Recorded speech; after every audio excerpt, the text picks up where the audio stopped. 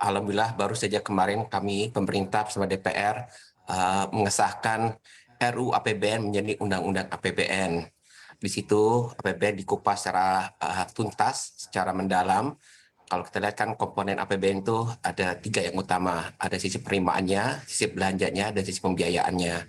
Jadi kita itu mulai APBN itu kan dalam satu kesatuan utuh. Memang kita startnya dulu dari bagaimana nih gambaran makro tahun 2023 akan seperti apa. Nah, kita tahu misalnya ternyata lihat kemarin terakhir ini 2023 itu tahun yang masih sangat-sangat menantang. Kalau kita lihat misalnya IMF baru saja mengkoreksi lagi ke bawah revisi proyeksi pertumbuhan ekonomi dunia.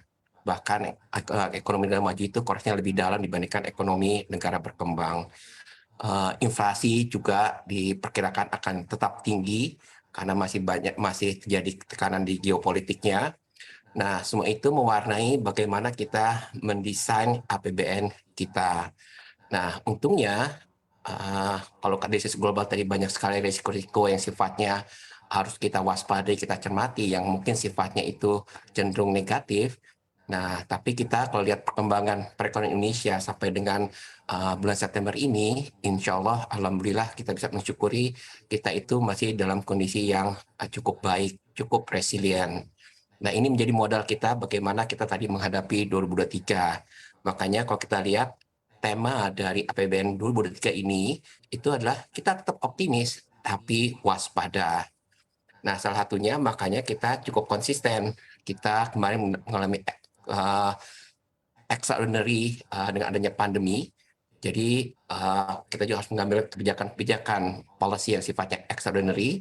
Salah satunya kebijakan selama ini kita punya yang bisa dinamakan fiscal rule, di mana defisit APBN kita itu harus dijaga tidak boleh melebihi 3% dari PDB. Kita sangat disiplin dengan fiscal rules tersebut, dan itu salah satu yang dihargai oleh para investor, rating agencies, lembaga pemeringkat rating. Itu sesuatu yang cukup dinilai sangat-sangat positif. Nah, selama pandemi itu yang kita relaksasi, karena memang kondisinya memang yang sifatnya tadi extraordinary. Nah, tapi kita itu sifatnya hanya sementara.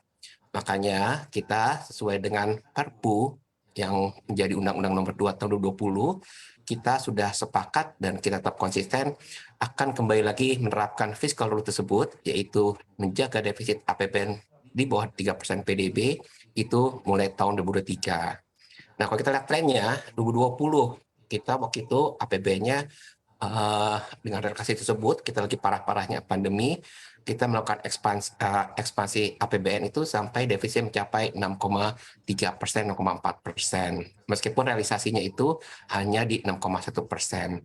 Nah, kita kemudian konsisten, kita coba menurunkan dengan membaiknya pandemi, di 2021 kita turunkan APBN yang kurang lebih 5,7, realisasinya hanya 4,6. Nah, tahun 2022 sama juga ceritanya. APBN-nya 4,5% PDB defisitnya, coba kita turunkan, mudah-mudahan ini bisa di bawah 4%. Nah, sehingga kita akhirnya bisa soft landing, kita menyiapkan perekonomian kita dan APBN kita untuk 2023 ini bisa mencapai lagi defisitnya dijaga di bawah 3% PDB. Nah, kemarin disetujui sepakat dengan DPR, APBN 2023 kita itu adalah sebesar 2,84% PDB. Nah, kalau kita lihat, kita cukup optimis dari mana datangnya angkanya 2,84% PDB tadi.